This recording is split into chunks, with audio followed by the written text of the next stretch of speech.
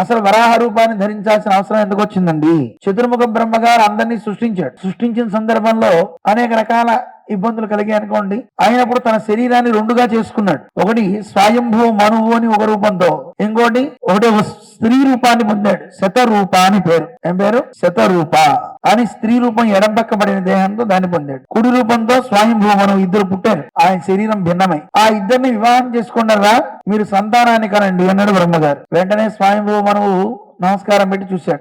ఏమిటో ఎందుకు చూస్తున్నావు స్వామి? సంతానం కనుక సృష్టి చేయమన్నారు, బాగుంది, కానీ సృష్టిద్దామంటే భూమి లేదండి కింద. భూమి ఏమైంది? భూమి సముద్రంలోకి వెళ్ళిపోయింది. ప్రళయార్ణవం ఏర్పడిన తర్వాత భూమి అంతా కూడా దాంట్లోకి చేరిపోతే మొత్తం సముద్రమే జలమే. ఓ ఆవగించంతుంది భూమి. ఎక్కడుంది భూమి? ఎలా చూడాలి? ఆ భూమిని ఎలా ఉద్ధరించాలి? అయ్యో ఇది నా పని కాదే, సృష్టించమన్నాడు నా తండ్రి అని భావిస్తూ తండ్రిని ప్రార్థన చేశాడు విష్ణుమూర్తిని. అలా ప్రార్థన చేస్తుంటే ఆయన నాసాపుటం నుంచి ఒక చిన్న వరాహ తోకం నిరగాత్, ఒక చిన్న వరాహపు పిల్ల ముక్కు నుంచి చిన్న పిల్లలా జాలువారి. చూస్తుండగానే అది అలా అలా అలా అలా పెద్దదైపోతూ సముద్రంలో పడితే బ్రహ్మలోకం దాకా దాటి పైన నీళ్లు పడ్డాయి. అంత పెద్ద వరాహం.